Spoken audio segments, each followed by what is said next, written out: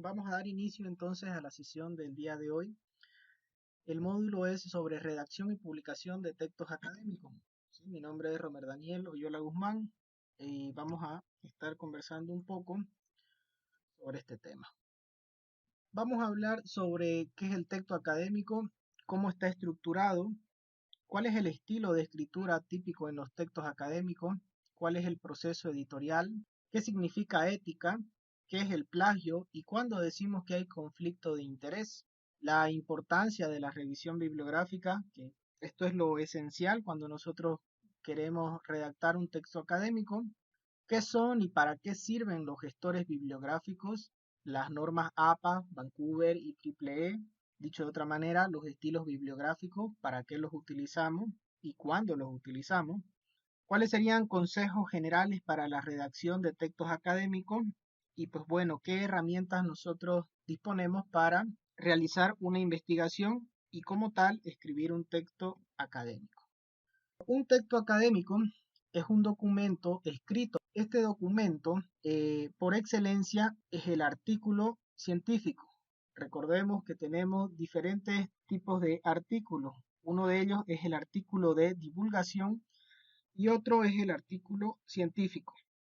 El artículo científico, que es el que vamos a estudiar, es un documento escrito en el que nosotros informamos, damos a conocer los resultados de una investigación. Vamos a entender por investigador a toda aquella persona que realiza un proceso de búsqueda de conocimiento. Por lo general, los investigadores suelen ser los estudiantes de posgrado, es decir, estudiantes que están cursando una maestría o un doctorado de todas las áreas, de ciencias exactas, biológicas, sociales. Los textos académicos típicos en un posgrado son tres. Primero, el perfil de tesis, como comúnmente se conoce, o también denominado protocolo de investigación. Este es un documento, ¿sí? El perfil de tesis. Otro documento académico típico también de estudiantes de posgrado, que se maneja bastante en el posgrado, es la tesis. Tesis, etimológicamente, significa idea. Entonces, la tesis es un documento donde uno sustenta sus ideas a través de evidencia, ¿sí? Entonces, esa es la tesis. Y el artículo científico que puede estar relacionado directamente con la tesis, como puede que no. También es un documento en el que uno sustenta unas ideas con base en investigación y con base en evidencia, con base en resultados. Un viejo adagio dice que una persona sin resultados simplemente es una persona con una opinión. Esos son los tres documentos básicos a nivel posgrado que nosotros manejamos. A nivel licenciatura, ¿sí? A nivel colegio, también hay otros documentos académicos, otros textos académicos, ¿sí? Están los libros de texto, están los ensayos, están los resúmenes, que también se consideran académicos puesto que están involucrados dentro de un contexto académico, ¿no? Dentro de la academia como tal. Sin embargo, nosotros vamos a centrar nuestra atención en el artículo científico, que es el texto académico por excelencia, ¿ok? Entonces, estos documentos se relacionan entre sí, tienen cosas parecidas, pero no son iguales, tienen ligeras variantes, ligeras modificaciones. Por ejemplo, el perfil de tesis con la tesis tienen cosas en común, como ser la formulación del problema de investigación, la conceptualización de la investigación, son cosas que tienen en común. Cosas que no están en común, ¿sí? Por ejemplo, en la tesis no se incluye el cronograma de actividades o el presupuesto que uno tiene contemplado para realizar la investigación. Esto no se considera, no se presenta en la tesis. Mientras que la experimentación, los resultados, la discusión de resultados, la metodología a detalle, no se presenta en el perfil de tesis, ¿sí? Entonces, tienen ahí cosas diferentes. La estructura IMRID es una estructura que se mantiene de cierto modo en los textos científicos, en todos los textos académicos. Lo ideal es que esta estructura siempre esté presente. El artículo de investigación, el artículo científico como tal, es un documento en el que nosotros damos a conocer los resultados de nuestra investigación y es tal vez el documento más importante porque es el resultado de todo lo que nosotros hemos investigado en cualquier área del conocimiento, ¿sí? En economía, en finanzas, en ingeniería civil, en hidráulica, en mecánica, en fin, en cualquier área del conocimiento, ¿sí? Este documento tiene una estructura y una característica propia. Vamos a hablar de los artículos que son de revisión bibliográfica y los artículos que son de investigación. Un artículo que es de revisión bibliográfica se caracteriza porque en él nosotros encontramos el estado del arte, así se denomina. El estado del arte quiere decir que son todos aquellos conocimientos que hay, lo último con relación a ese tema. A eso se denomina estado del arte, ¿sí? Es lo último de lo último que hay con relación a un tema de investigación. Ahora, los artículos científicos en la mayoría están escritos en inglés, ¿sí? La mayoría de los artículos científicos nosotros los vamos a encontrar en inglés. Solamente se estima que el 5% de la literatura científica a nivel mundial está escrita en español, ¿sí?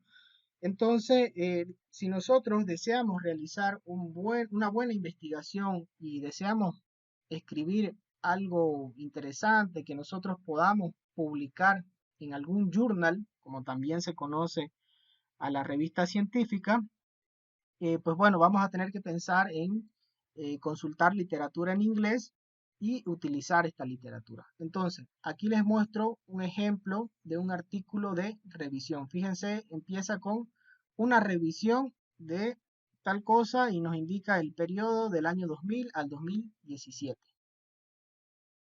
Mientras que los otros artículos que tenemos son artículos de investigación.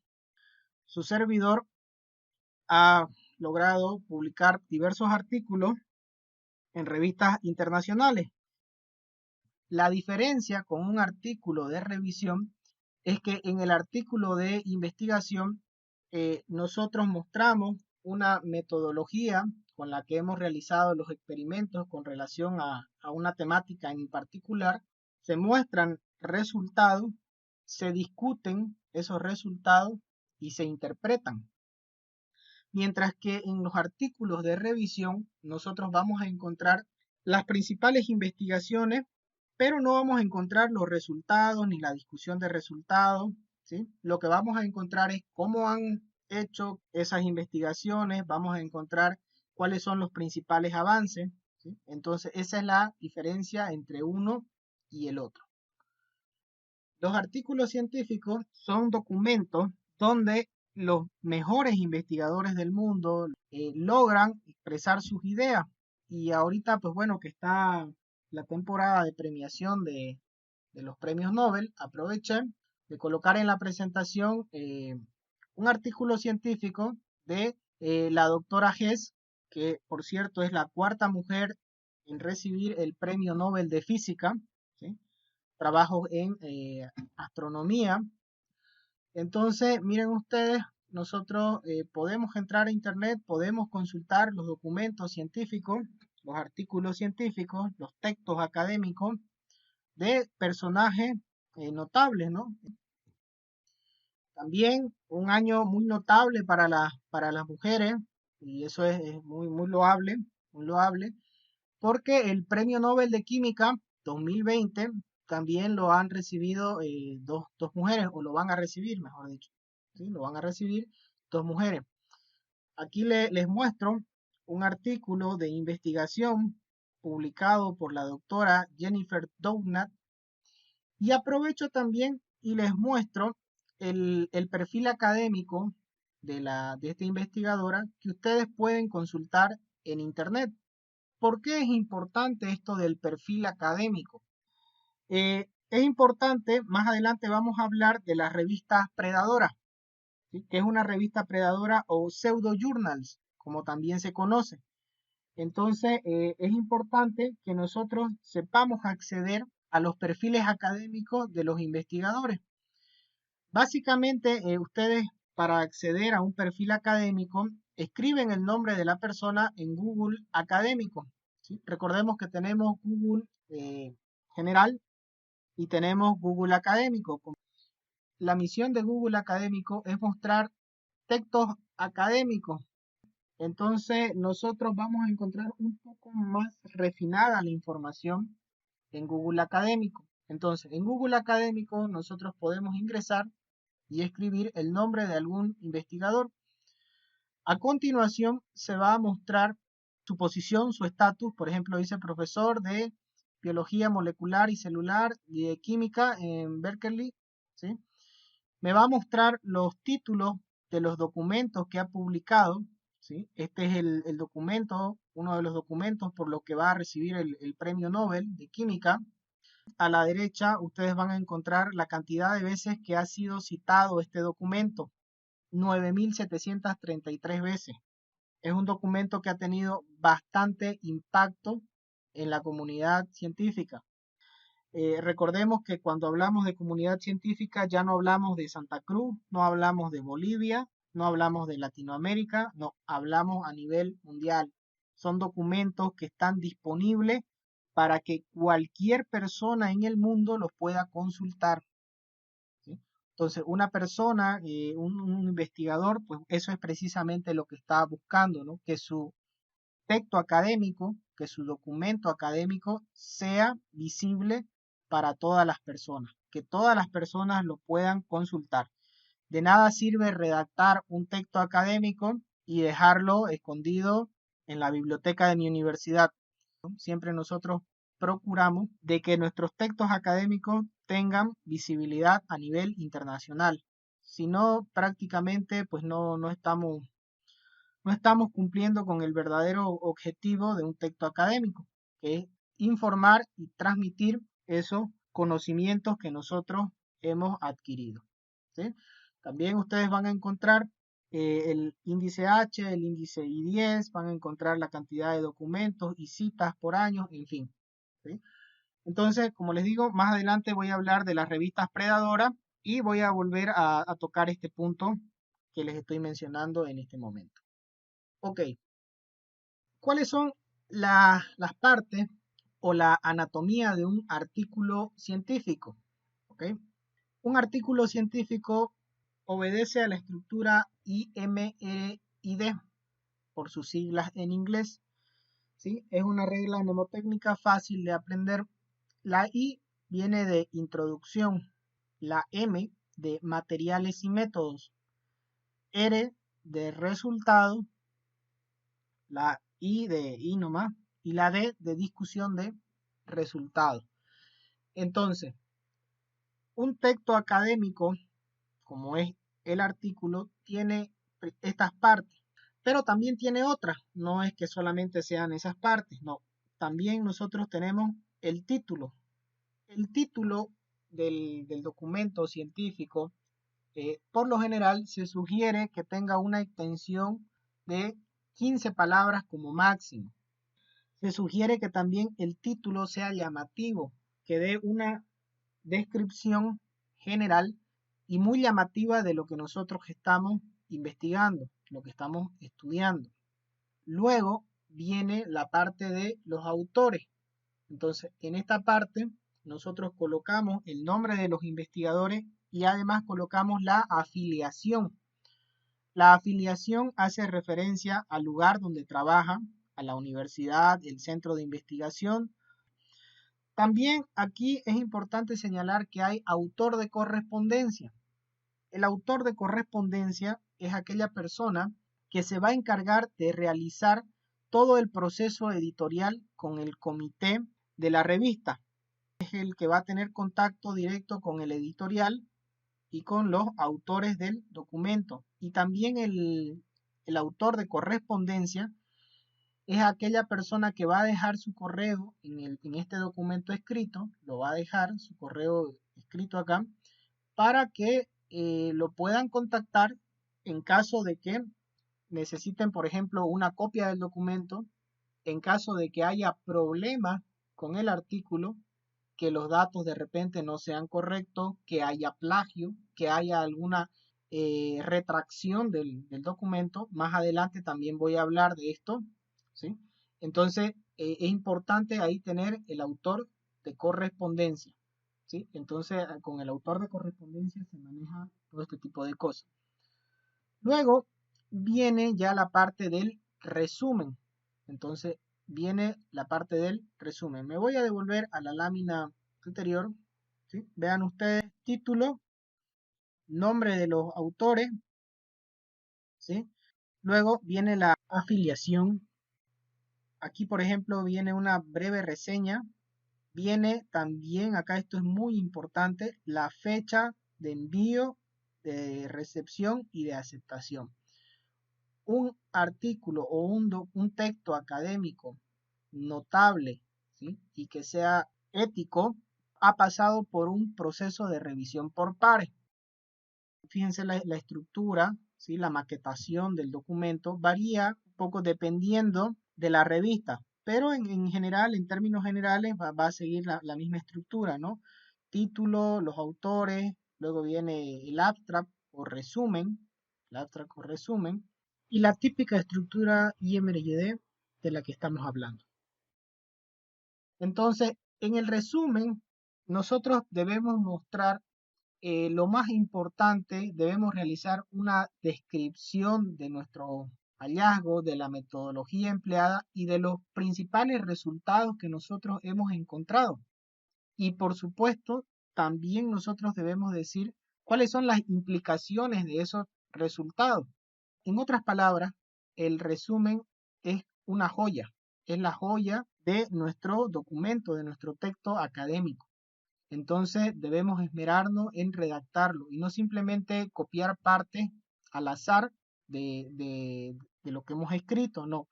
El resumen por lo general se escribe hasta el final y el título también es una de las últimas cosas que uno escribe. Normalmente uno escribe todo el documento y hasta lo último escribe el título y el resumen. Son de las cosas que escribe uno hasta el final y sin embargo aparecen al principio, ¿no? Bueno, qué curioso, pero en la práctica normalmente es así como les comento, ¿no? Ahora sí, ya entremos a hablar sobre la estructura IMRID.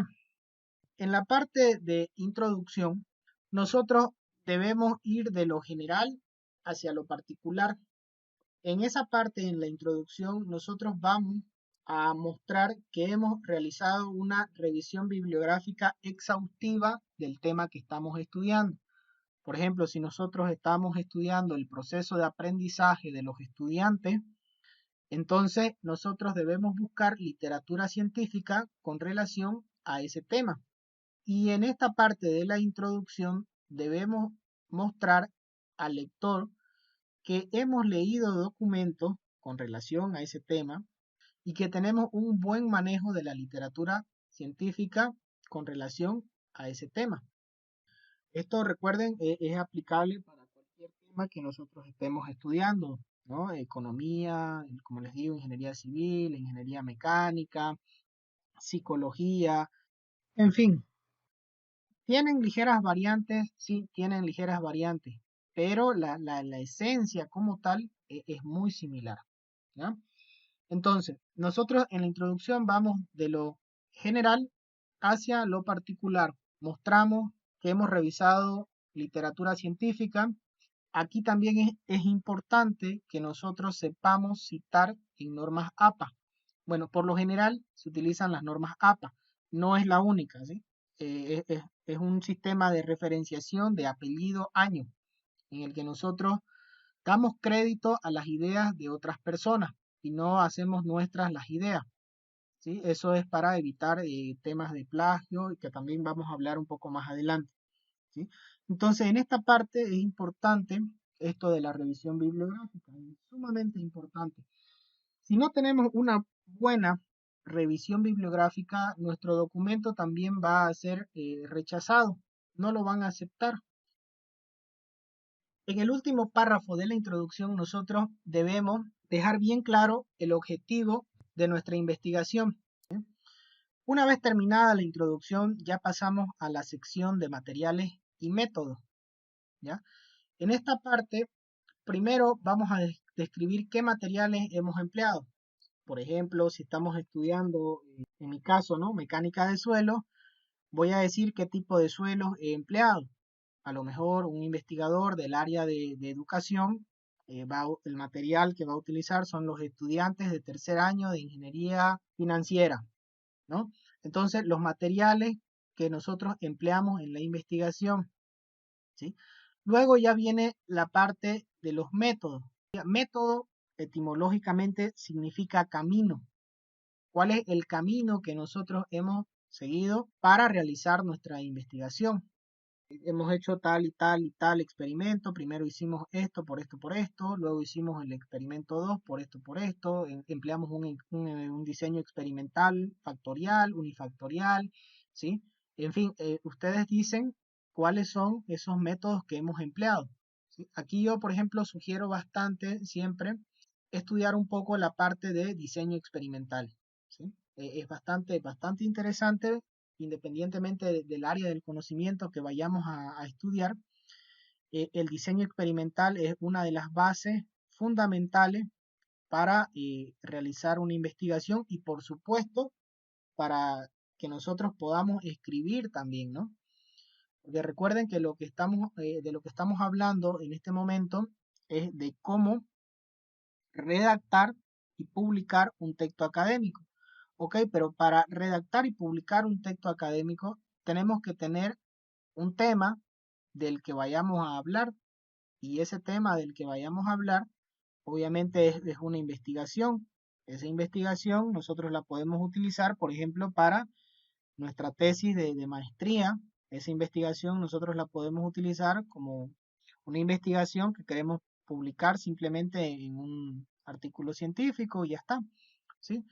Entonces, importante siempre tener de qué hablar, porque si no tenemos de qué hablar, por mucho que nos esmeremos en conocer todo el fundamento teórico, pues no vamos a poder desarrollar un texto académico. ¿Ok? Bueno, el procedimiento también es importante señalarlo de forma adecuada, paso a paso y de forma detallada, porque es en esta sección donde nosotros damos a conocer la metodología, de tal forma que si un investigador, por ejemplo, en Francia, en Italia, quiere reproducir lo que nosotros hemos hecho aquí en Santa Cruz o hemos hecho acá en Bolivia o en México, lo puede hacer. Y esa es una de las características fundamentales de la ciencia y de los textos académicos, que transmiten el conocimiento. Entonces, eso es muy importante que esté detallado, muy detallado. ¿Ok? Luego ya pasamos a la sección de resultados, ¿sí? En esta sección es donde ustedes van a encontrar la mayor cantidad de gráficos, la mayor cantidad de tablas, ¿sí? La mayor cantidad de información con números las van a encontrar en esta sección, la sección de resultados. En esta sección nosotros los mostramos esos datos, esos resultados. Sin embargo, todavía no los interpretamos, ¿ya?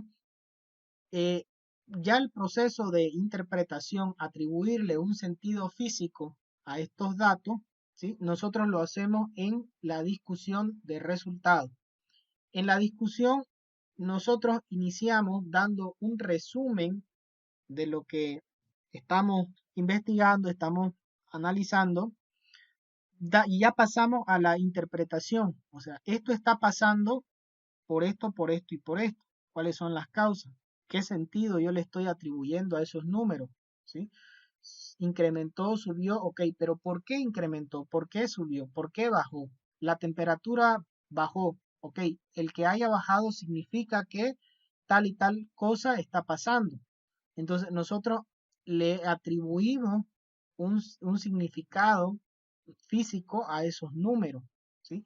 Entonces, esta parte es muy importante, es también una de las partes fundamentales del documento, porque si no hay una buena discusión de resultados, el artículo científico, el texto académico que nosotros estemos realizando, va a ser rechazado, no lo van a aceptar, ¿sí?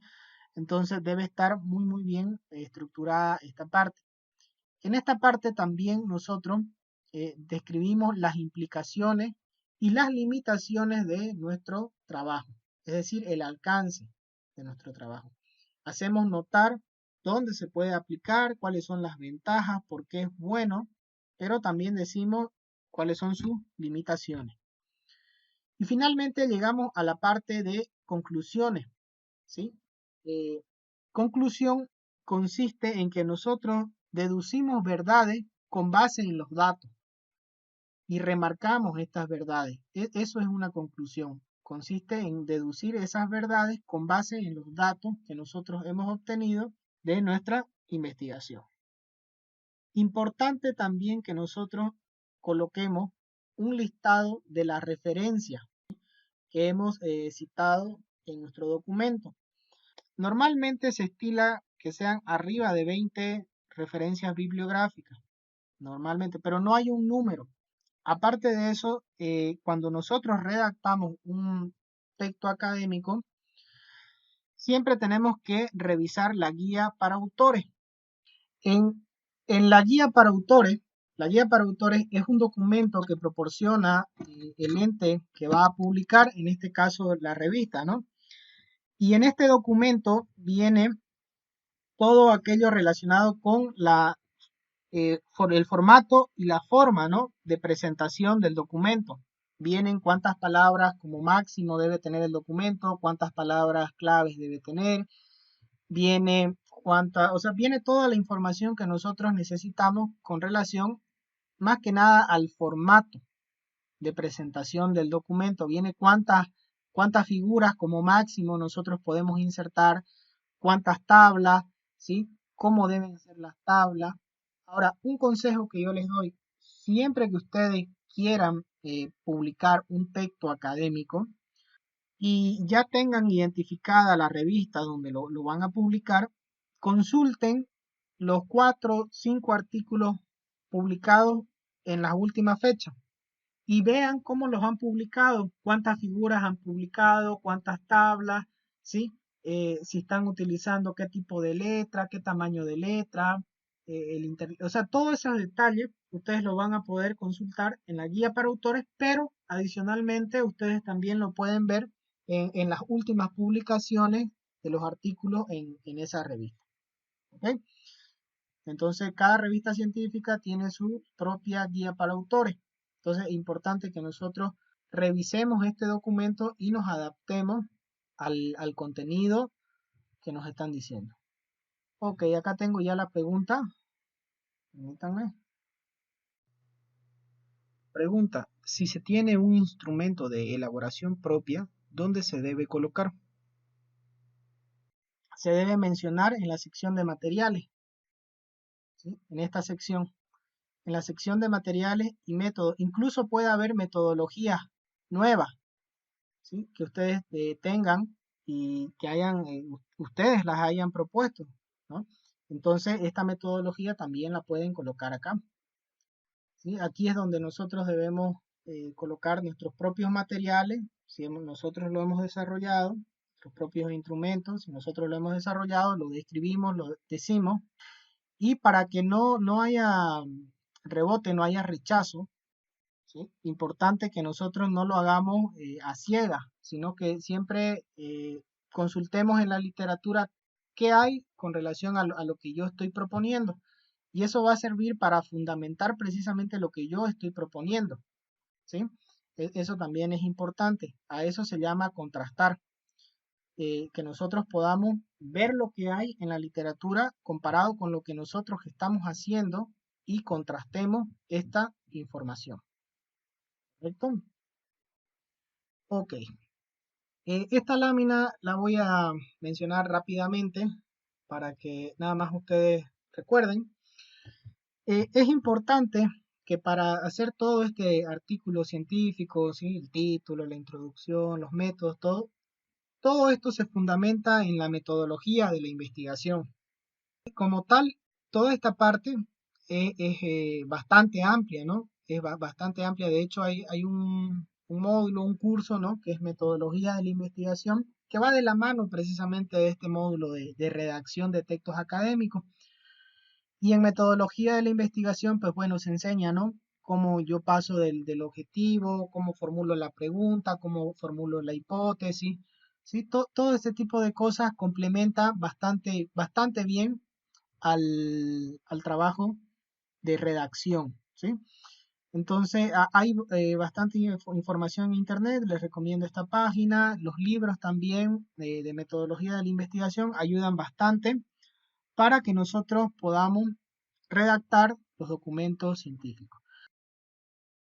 Ahora, con relación al estilo de escritura, yo les pasé un documento, ¿sí? Y si no lo tienen, al final de la presentación les dejo el enlace. Aquí está, donde ustedes pueden descargar la información, los libros. Uno de los libros que me gusta bastante con relación a esto de la escritura es este librito, ¿sí? Está bien sencillo, bien claro, eh, preciso, va directo a lo que va, ¿sí? Habla de cómo nosotros escribimos y redactamos un texto académico, por excelencia un artículo, ¿no? Entonces, con relación a eso, nos menciona que este documento debe ser preciso, claro y conciso. Las tres cosas que nosotros buscamos en los textos, ¿no? No buscamos andar con eufemismo para decir las cosas, vamos directo a lo que vamos, buscamos que el lector sepa las palabras que estamos utilizando, no buscamos palabras rebuscadas, valga la redundancia, no utilizamos palabras rebuscadas, ¿no? Directo. Yo busco siempre utilizar la menor cantidad de palabras, ordenando mis ideas, tratando de transmitir el mensaje. Un consejo práctico y general es que las oraciones sean estructuradas siempre en sujeto, verbo y predicado. Y nunca se van a equivocar al utilizar esa morfología, ¿no? Sujeto, verbo y predicado. Es decir, quién realiza la acción que realiza y sobre quién realiza la acción. Esa es la estructura fundamental para que nosotros podamos desarrollar nuestras oraciones. Un párrafo está compuesto por oraciones. Entonces, la unidad gramatical más sencilla de estructurar es la oración, ¿no? Y para estructurar oraciones, siempre siguiendo esa secuencia. Bueno, con relación al estilo de la escritura, debemos evitar verbos que empobrecen el documento. Por ejemplo, ¿cuáles serían estos? A veces decimos hacer política cuando nosotros podemos estas dos palabras, hacer política, simplificarlas y decir dedicarse a la política, ¿no? También decimos dar clase y nosotros podemos simplemente decir impartir, ¿no? Por ejemplo, hacer un escrito, ¿no? Escribir directamente. ¿Para qué vamos a decir hacer un escrito? Estamos utilizando mayor número de palabras. Ahora, aquí también aprovecho y les comento por qué el inglés es el idioma universal para comunicar las investigaciones, porque es un idioma que transmite la mayor cantidad de ideas con el menor número de palabras. Es un idioma maduro, al igual que el japonés y el chino. El chino, el japonés, el inglés son idiomas maduros. Quiere decir que han logrado que con la menor cantidad de palabras transmitir la mayor cantidad de ideas. Entonces, fabuloso, es genial que esos idiomas puedan transmitir la mayor cantidad de mensajes, de ideas, con el menor número de palabras. Y también por eso es difícil de que estos idiomas, el inglés principalmente, deje de ser el idioma oficial de la ciencia, ¿no? Es un idioma, como les digo, bastante maduro. El español no sucede lo mismo. El español no es un idioma maduro, es un idioma rico en significado de palabras, pero no es un idioma maduro. ¿Ok? Otro ejemplo de estos verbos que empobrecen el documento, hacer investigación, cuando nosotros podemos decir simplemente investigar, ¿no? Dar dinero, donar, ¿no? Cuando decimos dar permiso, podemos decir simplemente conceder, ¿no? Ok. Uso correcto de preposiciones. Esto también es importante conocer. Existen muchas preposiciones que se utilizan unas con otras, ¿sí? Porque la Real Academia da su explicación, no vamos a entrar en detalle de por qué está bien, por qué no está bien, no. Simplemente vamos a conocer algunas, las más importantes. La primera, con base, es lo correcto, decir con base en y no decir en base a una. Otra, acorde con, no decir acorde a. ¿Ok? Otra que es correcta es decir bajo de, no debajo de. Otra respecto de y no respecto a. ¿Sí? Entonces eso también para corregir nuestro estilo de escritura. Eh, Otro aspecto importante es la fluidez en el documento. ¿Ok? ¿A qué se refiere esto de la fluidez? Se refiere a que haya un hilo conductor. ¿Sí? Se refiere a que un párrafo sea la continuación del otro. Entonces, hay unas reglas gramaticales para que esto suceda. Sin embargo, como les digo, nada está escrito en piedra en esto de la redacción. Todo es modificable, es ajustable, ¿sí? La idea siempre, la idea como consejo general, la idea es que haya un hilo conductor, ¿sí? Un hilo conductor que me permita pasar de un párrafo al siguiente sin un salto abrupto.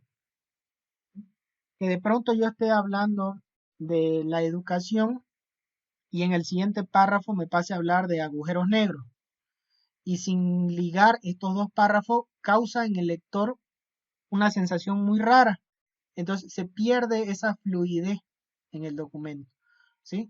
Entonces nosotros cuando escribimos, cuando redactamos nuestros textos académicos, buscamos que haya esa fluidez, que estén encadenados. Fluidez significa encadenar un párrafo con otro. Eso buscamos. Otro consejo para mejorar nuestro estilo de escritura es evitar escribir en negativo. ¿A qué se refiere esto de escribir en negativo? Les pongo un ejemplo. Los estudiantes no deben iniciar la exposición antes de presentarse. ¿Sí? Este no causa bastante ruido, bastante confusión. Esta misma frase yo la puedo escribir como los estudiantes deben iniciar la exposición presentándose. ¿Sí? Entonces, esto también evitarlo, el uso de escribir en negativo, no es aconsejable en la redacción de textos académicos y evitar entonces esto de escribir en negativo. Uso de la voz activa y voz pasiva, ok, en la escritura. ¿Cuál es la voz activa y cuál es la voz pasiva? Les pongo un ejemplo. Cristóbal Colón descubrió América. Esa es la voz activa. Esta persona, sujeto, verbo, predicado, ¿no? Entonces yo estoy diciendo que el sujeto descubrió América. Cristóbal Colón descubrió América. Esa es la voz activa. Sin embargo, en la voz pasiva, lo que yo hago es invierto. Ahora coloco América, ¿sí? En vez de escribir descubrió, digo, fue descubierta por Cristóbal Colón. Esta es la voz pasiva, ¿sí? Entonces, a veces se utiliza la voz activa, la voz pasiva, dependiendo sobre quién quiero realizar el énfasis. En este caso yo estoy enfatizando que América fue descubierta por Cristóbal Colón, entonces estoy haciendo énfasis en América. Entonces esto depende mucho de lo que nosotros queremos expresar. Como consejo general, yo les doy que sean cuidadosos con esto, que normalmente traten de utilizar siempre voz activa, sujeto, verbo, predicado. Una pequeña frase dice, la perfección no es cosa pequeña, pero está hecha de pequeñas cosas. La redacción académica siempre es sujeta a perfeccionarla, ¿sí? Nunca vamos a estar contentos con lo que nosotros escribimos, pero si nosotros tenemos cuidado en todos estos detalles, pues bueno, vamos adquiriendo esta habilidad y a la larga ya estamos más de acuerdo con lo que escribimos, ¿no? Dice que no hay un buen escritor, lo que hay es un buen reescritor. ¿Qué quiere decir esto? Quiere decir de que cuando uno escribe a la primera probablemente no está tomando en cuenta todo esto de que si la voz pasiva, que si escribir en tercera persona, que si concordancia de género y número, que los tiempos verbales, que en fin, un montón de cosas que a veces uno no la está tomando en cuenta, ¿sí? Pero bueno, dejamos reposar el escrito y luego lo revisamos nuevamente y nosotros corregimos esta escritura. Entonces, así normalmente se realiza la redacción de textos académicos. Así es como uno escribe los textos. Ahora, eh, no recuerdo, creo que es Vargas Llosa, no estoy seguro, que decía que él publicaba porque si no lo publicaba siempre iba a estar corrigiendo sus escritos. Decía que él los publicaba ya después de cierto número de revisiones, tres, cuatro revisiones, no recuerdo ahorita el número, pero después de un cierto número de revisiones él ya publicaba. Decía, porque si yo sigo revisando, pues nunca voy a estar contento y nunca lo voy a publicar. Entonces, él sugería que después de cierto número de revisiones, pues ya uno publique. En el caso particular de los textos académicos, mínimo unas 7, 8 veces hay que revisar el manuscrito. El manuscrito es el borrador del artículo, así se llama, ¿sí? Manuscrito. Entonces, uno tiene que revisarlo unas 7, 8, 10 veces como mínimo, después de que lo ha escrito, y ir corrigiendo, ¿sí? Ser muy cuidadoso. Ahora, importante también mencionarles que hay personas que se dedican a la revisión del estilo de la escritura, ¿sí? Uno puede contratar una persona que se dedica a revisar el estilo, revisar todo esto de la gramática, la ortografía, revisar que esté de acuerdo con lo que pide la Real Academia de la Lengua Española, en fin, ¿no? Si es que va a ser en español. También hay gente que se dedica a lo mismo en inglés, que se dedica a revisar el estilo, la ortografía, pero en inglés, ¿sí?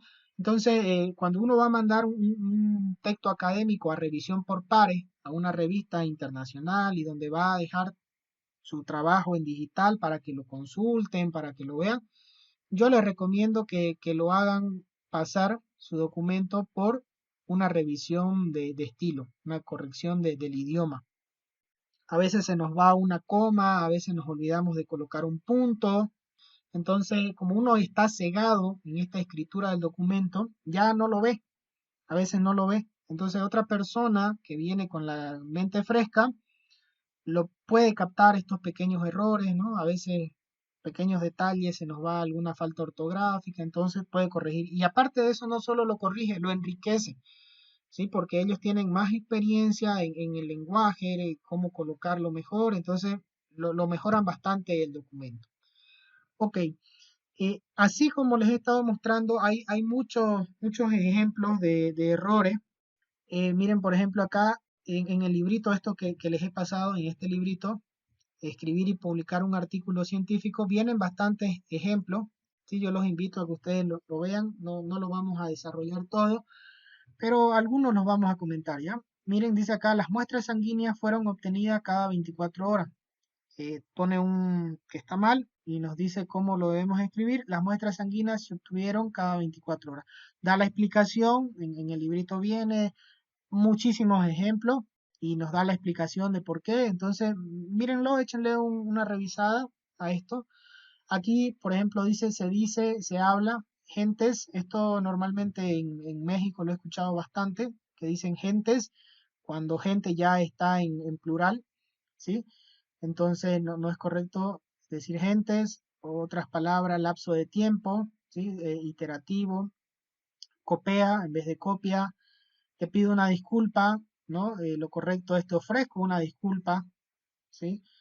Resultó bastante interesante, lo correcto resultó muy interesante, bastante es un comparativo intermedio entre regular o a medias y o sea, vienen bastantes cosas ahí que obviamente no las sabemos todas, no las sé todas, pero pues bueno, las principales, ¿no?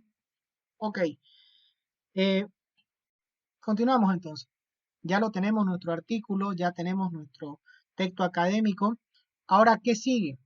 Bueno, tenemos que enviarlo a una revista, a un journal, y en ese journal va a pasar por un proceso que se llama proceso editorial. Entonces, el primer paso es la recepción del manuscrito. Entonces, nosotros lo vamos a enviar y van a recibir el manuscrito. En la actualidad, esta recepción y envío del documento se realiza por email, ya no se realiza por cartas. Antiguamente se realizaba por cartas, hoy en día se realiza a través de correo electrónico. Y esto es mucho más sencillo porque incluso cuando uno ya envía el correo electrónico, automáticamente se genera un mensaje de que fue enviado. Entonces ya uno está seguro de que lo envió. Luego, este manuscrito llega a las manos del editor de la revista.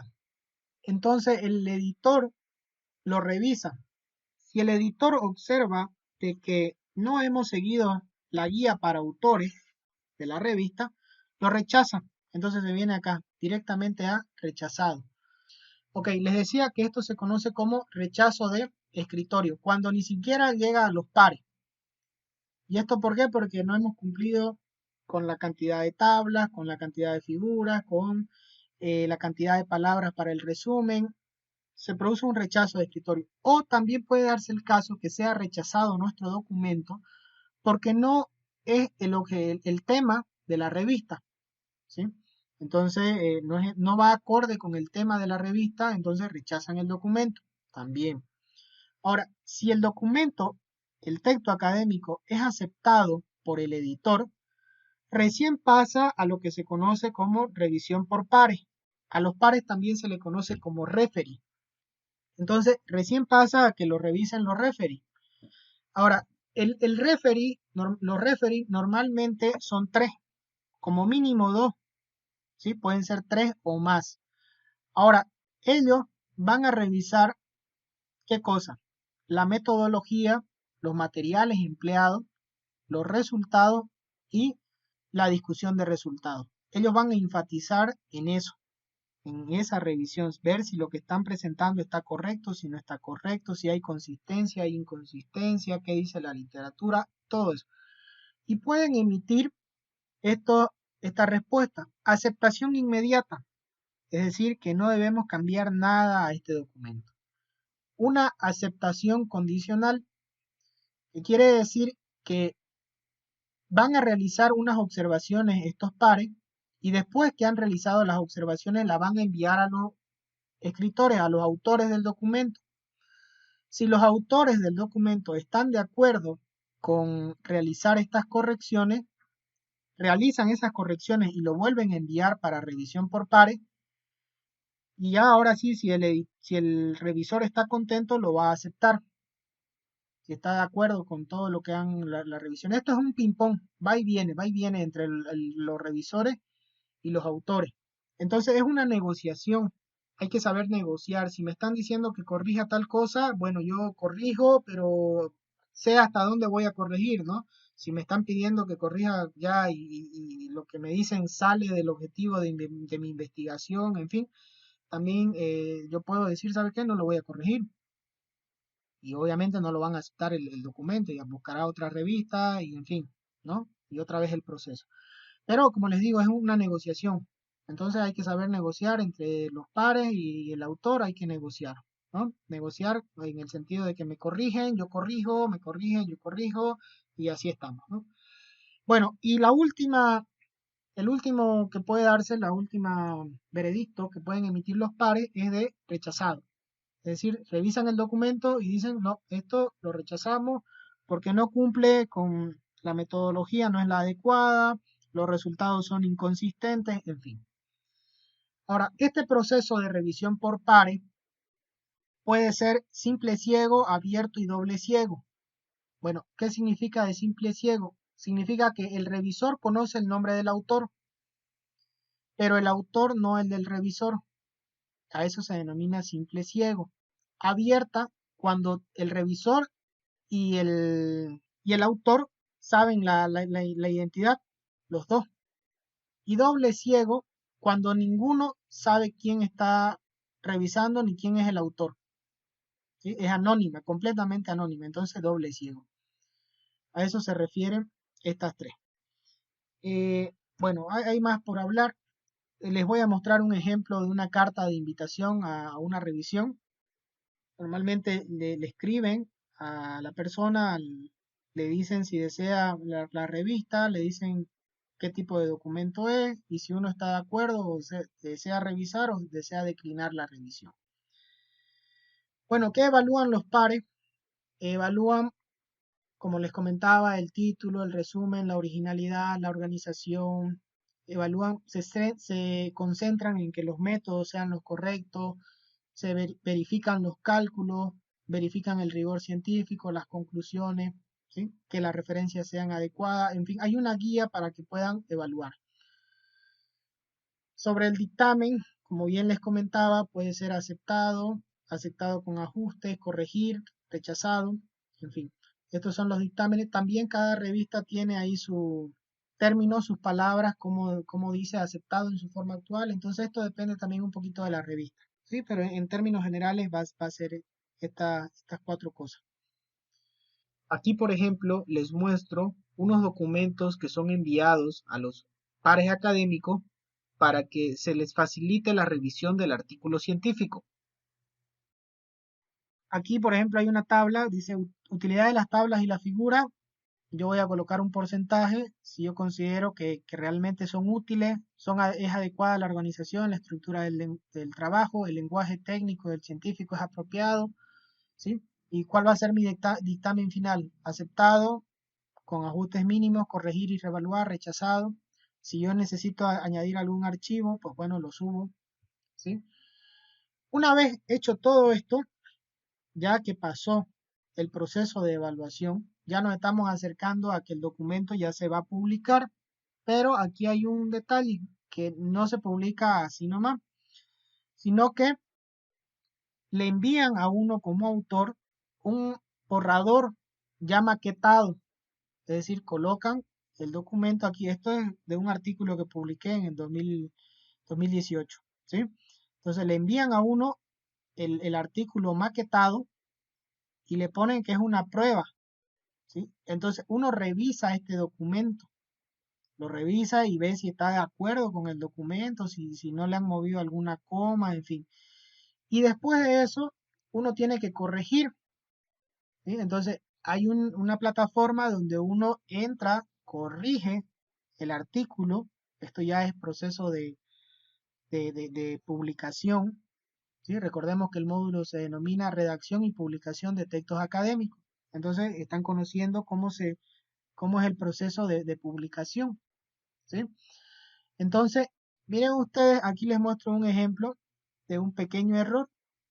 Después de aquí está invertido, primero debería ser la comilla y luego el punto. Entonces, ahí ellos, la editorial, un pequeño error, entonces como autor uno le dice cambie el orden. Primero va la comilla y después el punto. Y les doy el ejemplo, les digo zona, comilla y punto. Entonces esto también es un proceso que hay que ser bastante minucioso en corregir, en revisar, de que todo esté correctamente estructurado, ¿sí? Entonces ese es el proceso de publicación. Vamos a hablar ahora sobre la revisión bibliográfica, la ética y el plagio. Con relación a la revisión bibliográfica, realmente esto es lo más importante de un texto académico. Si yo voy a hacer una tesis, es importante que yo realice una buena revisión bibliográfica. Si mis estudiantes van a realizar una investigación, yo como docente, pues bueno, tengo que orientarlo a que realicen una buena revisión bibliográfica. ¿Dónde encuentro yo material para realizar una revisión bibliográfica? Principalmente en las bases de datos. Entonces yo en las bases de datos voy a encontrar literatura científica que ha sido revisada por pares, artículos de revisión bibliográfica. Entonces voy a encontrar documentos que me van a servir para enriquecer mis ideas, mi investigación. Entonces, El proceso de revisión bibliográfica es un proceso continuo. Se da antes, durante y después. Entonces, mientras yo formulo la pregunta de investigación, estoy revisando literatura. Cuando estoy realizando mi experimentación, también estoy revisando literatura. Y cuando estoy escribiendo mi texto académico, también estoy revisando literatura. En síntesis, la revisión bibliográfica es el punto más importante y es el inicio de toda investigación. Acá les pongo un ejemplo de una forma muy sencilla de realizar una revisión bibliográfica. Por ejemplo, mire, acá autores y colaboradores. También esto lo van a encontrar en la literatura como et al, ¿sí? La sigla latina, la abreviación latina et al, que significa y colaboradores. Entonces, el apellido del autor, ¿sí? García et al, por ejemplo. Entonces, García es el apellido del primer autor. Et al significa y colaboradores, y luego viene el año, entre paréntesis. Y dice, investigaron el efecto de tal cosa en tal cosa. Los métodos de investigación que fueron utilizados fueron tal y tal. Los autores llegaron a la conclusión de que tal cosa. Este sería un ejemplo de una revisión bibliográfica en su forma más simple. Probablemente la que nosotros como docentes le vayamos a exigir a nuestros estudiantes de licenciatura. Entonces, esta sería la forma más simple de realizar una revisión bibliográfica. Entonces, significa que los estudiantes han buscado este artículo, lo leyeron, lo entendieron y son capaces de emitir una opinión con relación a este documento. ¿Sí? Esa sería una de las formas más sencillas. Es importante que cuando nosotros realicemos la revisión bibliográfica, nosotros también sepamos citar, ¿sí? Esto de colocar los autores, la cita, es importante porque de ese modo nosotros estamos dando crédito a las ideas de los demás y aparte de eso no estamos plagiando, es decir, no estamos volviendo ideas de otras personas como nuestras.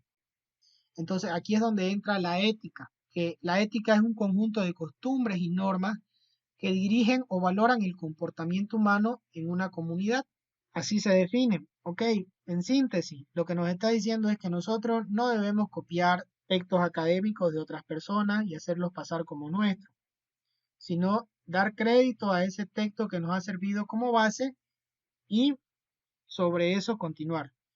Newton decía que él pudo avanzar porque él estaba a hombros de gigante. ¿Qué significa esta frase a hombros de gigante?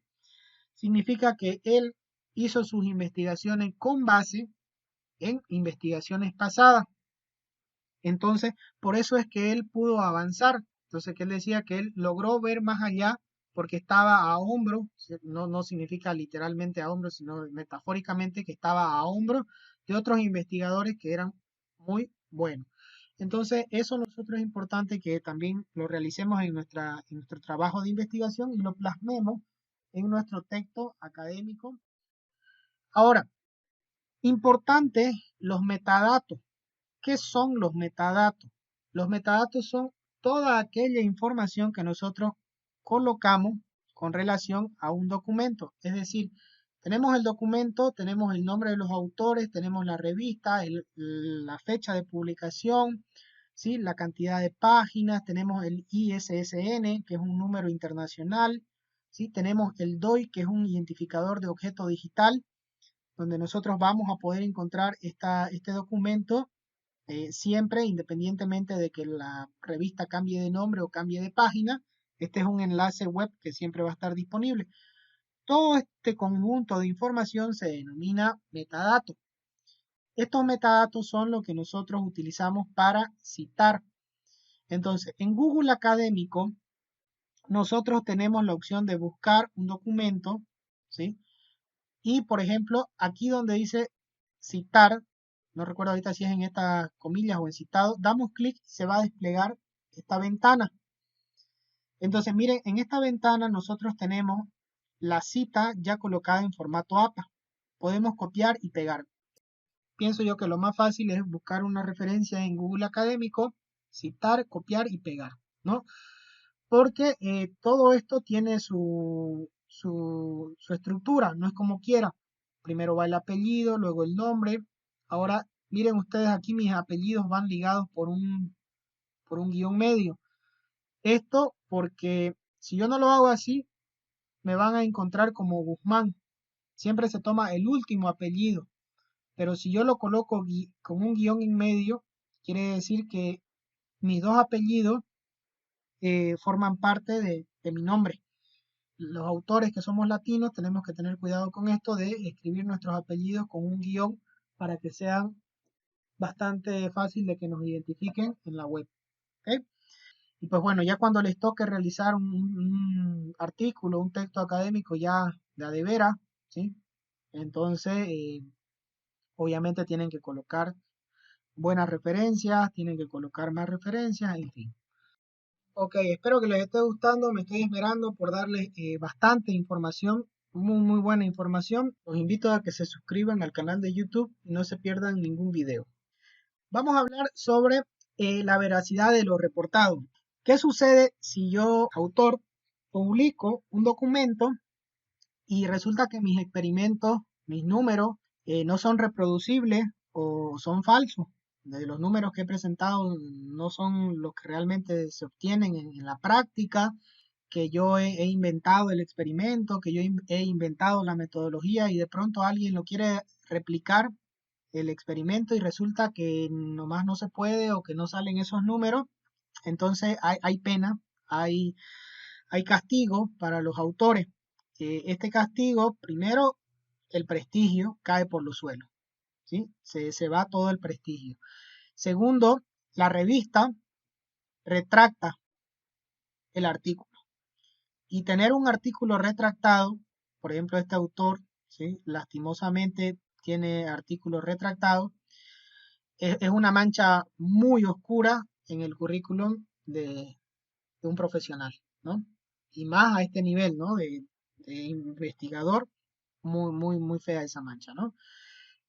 Acá les comento un caso de un experimento no reproducible, también catalogado como fraude, ¿sí? Reportaron cierto experimento, dijeron que obtuvieron los resultados, otros investigadores hicieron el mismo experimento y resultó que nomás no se podía hacer. Entonces, esto fue fraude, tiene castigo, la revista le quita, ya no lo consideran para que sea revisor, mucho menos autor. Entonces, es quemarse feamente, ¿no? Entonces, esto hay que tener bastante cuidado de no caer en esto, ¿no? Aquí les muestro una verificación de autenticidad. Resulta que cuando nosotros escribimos un texto académico, nosotros podemos verificar si nuestro texto académico es plagio o no es plagio. Nosotros, yo como autor, por ejemplo, acá les pongo mi persona, y discúlpenme si lo hago con mi persona, pero bueno, creo que es lo mejor mostrarle con base en la experiencia, en lo real, en lo práctico, ¿sí? Mostrarle las cosas, ¿no? Entonces, por eso lo hago con estos ejemplos, ¿no? Bueno, ¿qué sucede? Yo escribo el documento, el texto académico, y este texto académico lo paso por uno software especializado. Entonces, este software especializado empieza a buscar en millones de bases de datos, millones y millones de documentos, y empieza a hacer el match, el empate entre lo que está escrito en el texto y lo que él tiene alojado en su base de datos. Y todo lo que encuentra que es similar, lo subraya. Entonces, lo subraya. Entonces, todo esto que está subrayado quiere decir que son palabras copiadas, entre comillas, copiadas de otro documento, ¿sí? Entonces, miren ustedes qué me está marcando en este documento. Bueno, aquí contenía el grado académico de maestro en ciencia, mi nombre, ¿sí? La afiliación, el teléfono, el correo electrónico. Obviamente esto no lo vamos a considerar plagio, ¿no? Otra cosa que me marcaba acá es una palabra típica del área, teoría de la compactación, ¿sí? Entonces también esto no lo vamos a marcar como plagio, pues no entra. Y ahora sí, a todo el documento que se escribió en su momento no fue considerado que fue un plagio. Entonces, esto es lo que se estila a hacer a nivel internacional al momento de recibir un texto académico, llámese tesis o llámese artículo. Entonces, cuando uno entrega una tesis de maestría para obtener el título de maestro en ciencia, recibe el documento de la escuela de posgrado y lo pasa por estos checadores. ¿Okay? Ahorita les muestro, tengo ahí para mostrarles cuáles son estos programas. Entonces, tiene que haber un porcentaje de similitud. Normalmente se estila que sea menor al 15%. Se le llama porcentaje de similitud. Ahora, si ustedes presentan para nivel doctorado, también tesis para nivel doctorado, igual pasa por una verificación de autenticidad, se verifica de que no haya plagio. ¿Ya? Al final, el programa eh, manda un reporte de la verificación de la autenticidad. En este caso, por ejemplo, me dice que hay un 2% de índice de similitud, me dice la fuente de donde yo saqué esta documentación, cosa que si yo le doy clic acá en el programa, si le digo, le doy clic acá, me va a mandar a la página de donde saqué la información. Si yo le doy clic acá, me va a mandar a donde saqué la información. Entonces me está diciendo que mi documento, obviamente acá no lo he puesto completo el documento, pero me dice que este documento tiene un índice de similitud de 2%. Me dice que ese 2% es de Internet, 0% de publicaciones y con relación a mis propios trabajos, 0%. Entonces, este es un software muy interesante, evita que haya plagio, realmente muy interesante. Y es lo que yo acostumbro a hacer. Cuando a mí me presentan mis estudiantes algún trabajo de investigación, yo lo paso por estos software de verificación de autenticidad y veo qué es lo que han escrito, qué es lo que no han escrito. Pregunta, ¿qué sucede con las citas textuales? Es decir, las citas que están entre comillas. Bueno, hay dos opciones.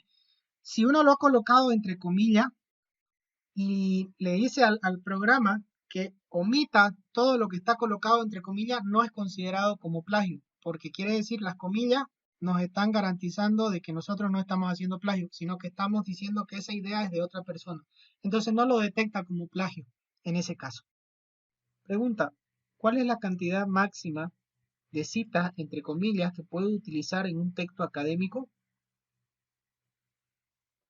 No hay una cantidad máxima de que podamos referenciar. Ahora, obviamente que vamos a evitar que nuestro documento se vea con pura comilla, ¿no? Porque se va a ver mal y nos los van a rechazar, nos van a rechazar. Entonces, nosotros lo que hacemos es utilizar el parafraseo, ¿sí? Que es decir las ideas del autor, pero con nuestras propias palabras y al final colocar entre paréntesis el apellido y el año, ¿sí? Entonces, eso se conoce como parafraseo. En ese caso no se coloca la comilla. No, exactamente. En ese caso no colocamos comilla porque no ha sido copiado. Me devuelvo a la lámina. A ver aquí, permítanme. Aquí, por ejemplo, miren, aquí dice diferentes autores afirman y pongo entre corchete 1 y 2. Esta es una referenciación que estoy haciendo utilizando el otro estilo que es el IEEE, que es lo que estoy haciendo. Estoy diciendo, esta idea les estoy diciendo que otros autores también la comentan y que para mayor información pueden ver esta referencia. Me voy a devolver una lámina más. Aquí. Miren ustedes, estoy diciendo que este autor y sus colaboradores en este año dijeron tal cosa. Y acá está la idea, ¿no? Que investigaron, que hicieron tal cosa y todo. Entonces, esto, por ejemplo, no es plagio. Esto no es plagio. Sí que estoy utilizando la idea de estos autores, estoy diciendo lo que han hecho y todo, y estoy utilizando esta referenciación. Yo estoy utilizando el apellido y el año de publicación, típico de las normas APA, ¿ya?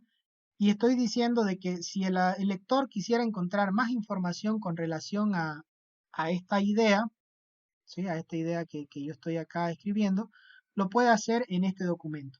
Entonces, esto tampoco es plagio, no es considerado como plagio.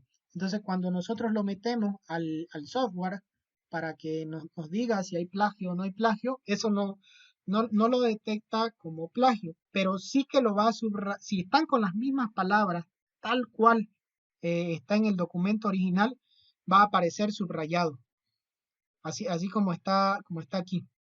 O sea, esto va a aparecer subrayado. Esto, por ejemplo, quiere decir que la palabra es tal cual, está subrayada. Esto también quiere decir que es tal cual, ¿sí? Que tal cual está, digamos. Él quiere decir que la máquina, esta palabra la ha encontrado en otro documento que está en internet o que él tiene en su biblioteca digital, lo ha encontrado igualito, idéntico. Por eso lo pone así en ese color. Eso es lo que quiere decir esto. ¿Sí? Entonces, él, por ejemplo, ha encontrado mi nombre, mi afiliación, todo esto, lo ha encontrado igualito en otro documento y por eso lo subrayó. Y aquí también implica un poquito de criterio de la persona que lo va a revisar, ¿sí? Del coordinador académico, en este caso de la escuela de posgrado o del editor de la revista. También tiene que haber un poquito de criterio para ver qué es plagio y qué no es plagio, ¿no?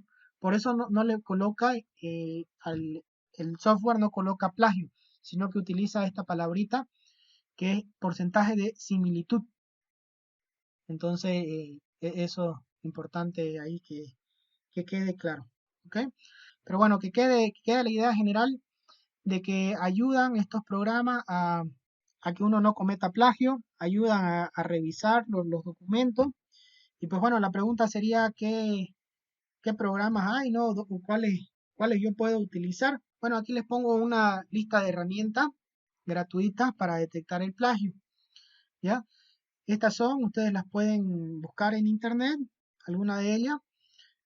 Y importante acá comentarles de que siempre que nosotros pasemos nuestro documento por alguno de estos revisores, de estos software para detectar plagio, desactivemos la opción de que se quede almacenado en la nube, en internet, porque si nosotros no desactivamos esa opción, se va a quedar registrado nuestro documento y cuando el editor de la revista, vamos a suponer que es un artículo científico y yo lo mando, cuando el editor de la revista lo pase por este software antiplagio o verificar similitud, como lo querramos llamar, va a encontrar que el documento ya está y a eso se conoce como autoplagio. Es decir, yo mismo me estoy copiando, yo mismo estoy sacando lo que ya escribí en un documento, lo estoy sacando y lo estoy poniendo en un documento, en otro documento. Entonces, esto se conoce como autoplagio. Entonces, ese es el único detalle que hay que tener con estos software, de desactivarle esa opción de que dice que se almacene en la nube para que no se considere autoplagio, porque si no, ya una vez, como ustedes saben, una vez en internet es público, cualquiera lo puede ver, cualquiera lo puede tener y pues bueno, una vez en la web ya no hay vuelta, ¿no? Queda esa información para siempre, ¿no? Entonces, ese es el único detalle con esto. Ok, no sé si hay alguna pregunta en lo que tomo agua. Bueno, con relación a los gestores bibliográficos, nosotros tenemos programas que también nos ayudan a ordenar nuestros documentos y a realizar la cita, ¿sí? Este es un trabajo de realizar la cita, ponerlo en el formato APA o en IEEE, es un trabajo tedioso. Tedioso porque uno tiene que consultar que si primero va el año, que si va un punto y coma, que si luego va el año entre paréntesis, que si el volumen, que si el número, que si la página, que la revista, que la editorial. Es un trabajo tedioso. Tal vez editar una referencia bibliográfica puede llevarnos desde 5 a 10 minutos. Si nosotros tenemos 20 referencias bibliográficas, es bastante tiempo el que se consume en editar las referencias bibliográficas. Entonces, para ahorrarnos ese trabajo y facilitarnos la vida, nosotros tenemos gestores bibliográficos que nos permiten, además de tener organizados nuestros documentos en PDF, nos permiten que nosotros realicemos nuestras referencias bibliográficas en nuestro documento. Hay muchísimos. Mendeley, Citavi, EndNote, Jafref, un montón hasta el mismo Word podemos utilizar para realizar nuestras referencias bibliográficas. Entonces, eso se los comento para que ustedes más adelante probablemente les interese aprender a utilizar algún editor algún gestor bibliográfico, pues bueno, sepan que hay esas herramientas también y que cualquier momento las pueden utilizar. Me pueden contactar y yo les envío el curso completo sobre cómo utilizar bases de datos y cómo utilizar un gestor bibliográfico de última generación. Con relación a las normas de citación, la más frecuente es la norma APA, ¿ya? La norma APA tiene su sustento en que se cita el apellido del autor y el nombre, o sea, es la estructura general que nosotros usamos, el apellido y el nombre. Entonces, en el texto, nosotros utilizamos esa estructura, miren acá, el apellido y el año, apellido, año, ¿ok? Y al final del documento, en la sección que se llama bibliografía, ¿sí? Nosotros colocamos el apellido, coma, el nombre, un punto, ¿sí? Entre paréntesis el año, ¿sí? Luego colocamos el nombre de la publicación, en fin. Ahora, esto, hay unos libritos donde viene toda la guía de cómo se hace. Por ejemplo, cuando el autor tiene dos publicaciones en el mismo año, cómo se cita, ¿sí? Eso, por ejemplo, aquí, miren ustedes, aquí tengo una publicación en el mismo año, entonces se utiliza la letra A y la letra B, ¿sí? ¿Cómo se cita cuando vienen todas las formas? Son muchas, ¿sí? Que no, les soy sincero, no me las sé todas, me sé las principales, pero están en los documentos. Y mejor todavía, no necesito aprendérmela, utilizo un gestor bibliográfico y el gestor bibliográfico lo hace por mi cuenta. Ahora, siempre es importante que verifiquemos que lo que está haciendo el software sea correcto. Entonces ya es más fácil verificar lo que hace el software a que yo las tenga que hacer. Esa es la importancia de los gestores bibliográficos. Bueno, hablemos ahora de las revistas predadoras. ¿Qué es eso de revistas predadoras? Resulta que en Internet hay documentos, perdón, hay revistas, journal, ¿sí? Que se dedican a publicar artículos científicos, pero esos artículos científicos no son revisados por pares académicos y el único objetivo que tienen es de llenar currículum. O sea, que el autor llene currículum, que diga, ok, yo he publicado y estoy publicando y sigo publicando y más publicaciones, pero no son reconocidas en el ámbito académico. Es decir, no son revistas que cumplen con la ética de la investigación reconocidas a nivel internacional. ¿Ok? ¿Y dónde están esas revistas o cómo yo las encuentro? Bueno, hay una, hay una lista, ¿sí? Creo que la puse acá. Acá está. Este es un listado donde ustedes pueden consultar cuáles son esas revistas predadoras. Entonces ustedes entran a este enlace y van a encontrar un listado de esas revistas de dudosa reputación. Eso por un lado. ¿Dónde más yo las puedo encontrar estas revistas? Normalmente estas revistas mandan correo electrónico. Acá les pongo un correo electrónico que me llegó hace poquito, ¿sí? De esta revista donde me dicen de que, bueno, me invitan a publicar y me dicen que esta revista tiene un factor de impacto de 6, algo que realmente difícil de que una revista que tenga un factor de impacto tan alto esté mandando correos electrónicos para que uno publique, no, hay algo raro acá, ¿sí? Entonces, otra cosa, hay faltas ortográficas, no tiene un acabado profesional, uno entra a la página web, no es una página web con un acabado profesional, no trae guía para autores, le cobran, aparte de eso a uno le están cobrando un dinero, en fin, hay muchas cosas ahí oscuras, ¿sí? Para este tipo de revistas. Entonces, esas revistas se conocen como revistas predadoras o revistas de dudosa reputación.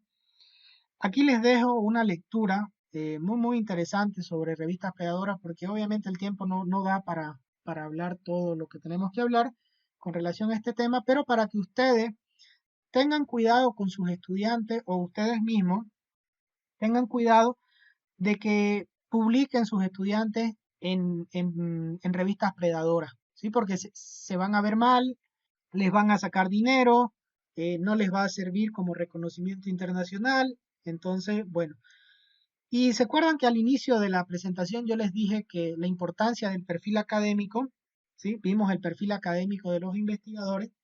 Resulta que nosotros podemos ver quién es el editor de esta revista.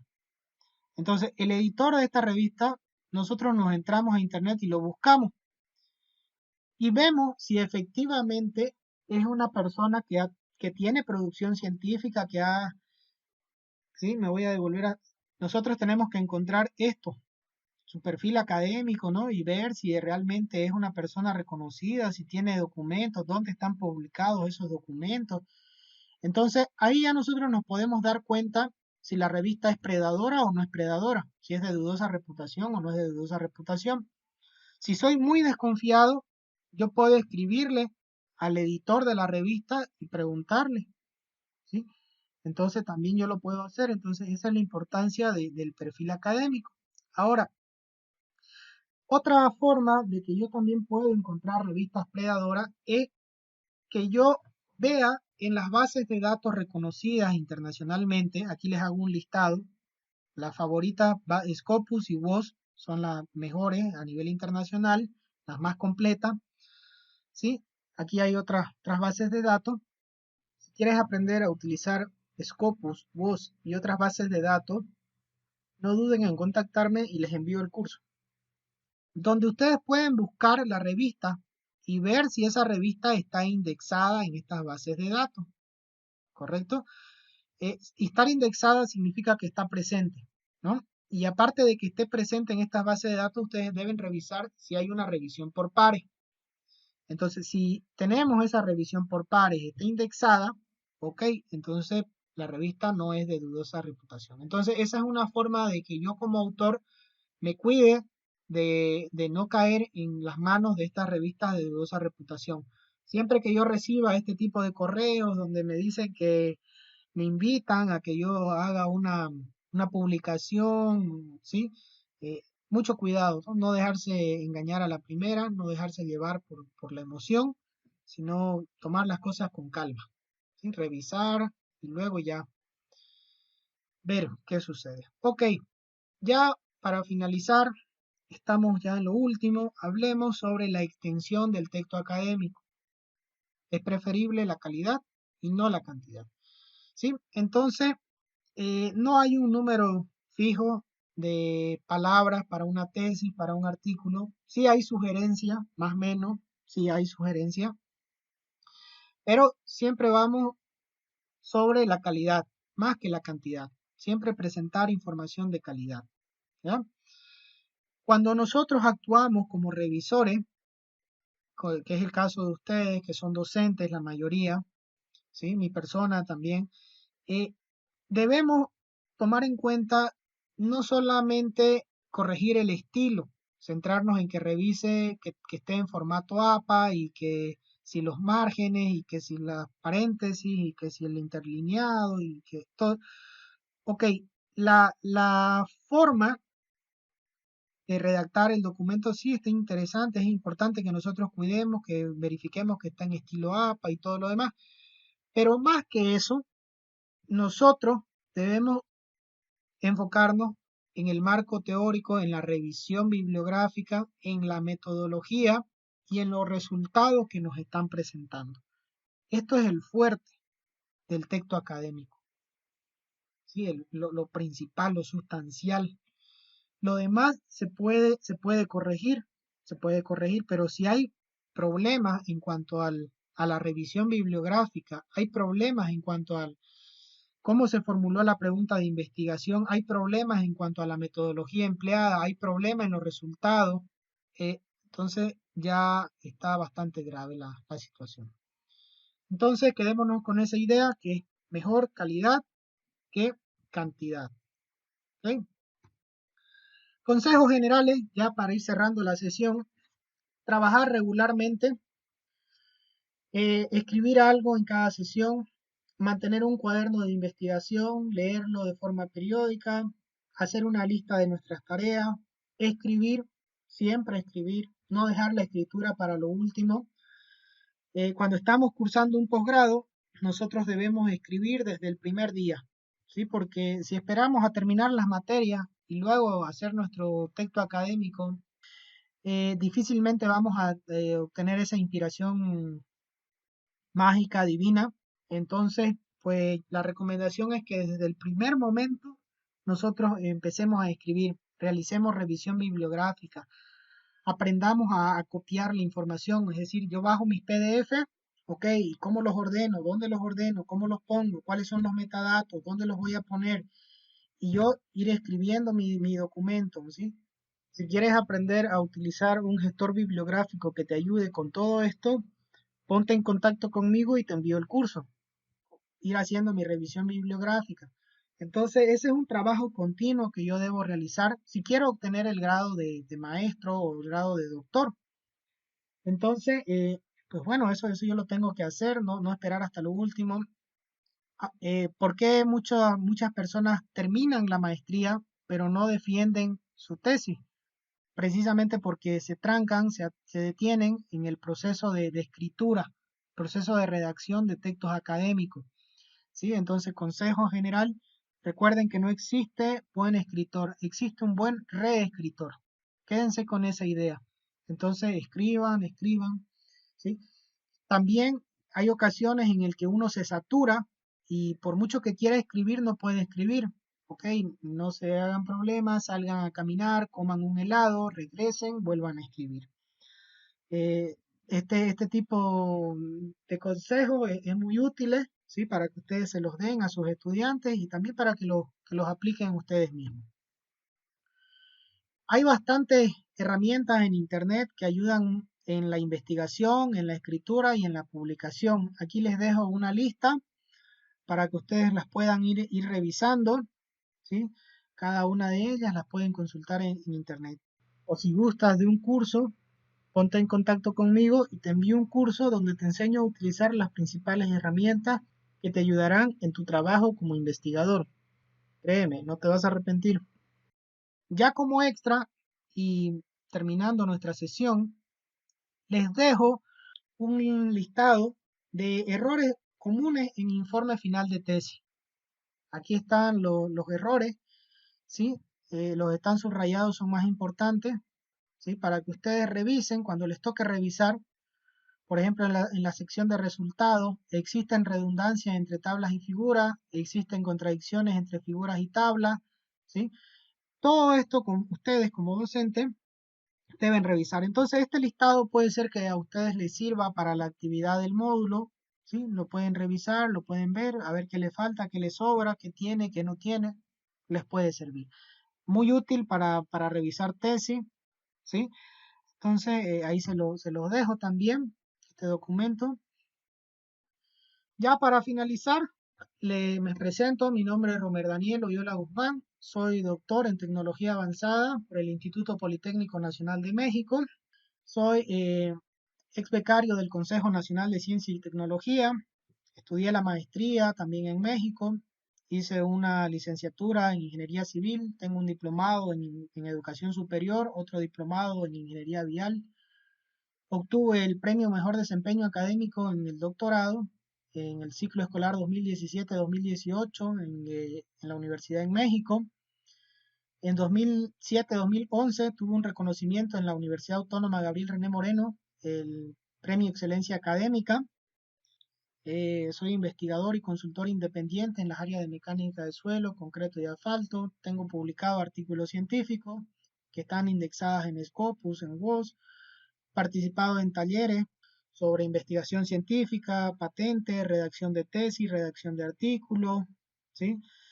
Doy conferencias a nivel internacional, tengo una academia digital también en internet, ex auxiliar docente y pues bueno, docente de posgrado en la Universidad Autónoma Gabriel René Moreno. Ahí tienen mi perfil que pueden encontrar en Google Académico, ¿sí? Mi perfil académico, mi contacto donde ustedes pueden ponerse a hablarme, ponerse en contacto conmigo, mi correo, número de WhatsApp, CV digital, páginas de Facebook, páginas de canal de YouTube. Les paso también la bibliografía recomendada para el curso y se las comparto. Acá pueden ustedes descargar bastante información. Los invito a que se den una vuelta por este documento manual de redacción científica, escribir artículos científicos es fácil después de ser difícil. Una guía práctica, ¿sí? Está muy bueno el documento, aunque es para el área de medicina, aplica bastante para el área también de ingeniería, ¿sí? Denle una revisada, me gustó bastante, por eso se los comparto. Pues muy bien, por mi parte es todo, pues muchas gracias por su atención. Pregunta, ¿se puede utilizar tesis como referencias bibliográficas? Se puede. Normalmente no es una regla, pero se sugiere que las referencias bibliográficas estén compuestas un 80% por artículos científicos y un 20% por tesis, libros de texto. Es una sugerencia, no es letra muerta, no está escrito sobre piedra, pero es una sugerencia de que nosotros como estudiantes de posgrado podamos utilizar, o nuestros estudiantes utilicen un 80% de artículos científicos, un 20% distribuido entre tesis y libros de texto, ¿no? La pregunta sería, ¿por qué? La pregunta sería a lo mejor, ¿por qué esa exigencia, ¿no? De que sea así, digamos, ¿no? Eso es lo que a uno a veces como que le causa ruido, ¿no? Y bueno, la respuesta es esta, ¿no? Los artículos se caracterizan porque han sido revisados por pares académicos. Entonces, han pasado por un proceso de revisión. Eso quiere decir de que ese documento lo han revisado a detalle con relación a su metodología, a sus resultados y a sus conclusiones, expertos en el área. Es decir, personas que son muy conocedoras de esa área del conocimiento, lo han revisado y se han dado la molestia de leerlo, releerlo, comprobar esos resultados y pues bueno, tenemos nosotros la certeza como consumidores de información de que en los artículos vamos a encontrar información de calidad buena, ¿no? Obviamente que sean artículos revisados por pares. Ya ustedes saben cómo pueden distinguir un artículo revisado por pares, ¿sí? En los artículos revisados por pares, ustedes se van a dar cuenta de que hay un histórico, ¿sí? De una fecha de recepción, una fecha de aceptación, ¿sí? Ahí está. Mientras que los artículos que no son revisados por pares, pues obviamente no tienen. Ahora, las tesis, puede que sí las hayan revisado adecuadamente, como puede que no. A veces el tutor de tesis o los sinodales o los revisores de tesis no se dan ese tiempo, esa molestia de revisarla a detalle en cuanto a metodología, a resultados y discusión de resultados. Entonces, esa es la principal razón, esa es la exigencia de que se utilicen artículos, ¿sí? De que no se utilicen nada más tesis o libros de texto, ¿sí? Esa sería la respuesta, digamos, de que sí se puede utilizar tesis, sí, se puede. ¿En qué porcentaje se sugiere? 80 artículos, 20% tesis y distribuido con libros de texto. ¿Cuál es mejor? Artículos. ¿Por qué? Han sido revisados por pares académicos. ¿Ok? ¿Alguna otra pregunta? Ok. Sé que ha sido una sesión bastante larga, bastante pesada, sí, pero bueno, es apasionante, es interesante. Pues muy bien, entonces, por mi parte sería todo. Les agradezco nuevamente su atención, su paciencia. Sí, muchas gracias por su atención.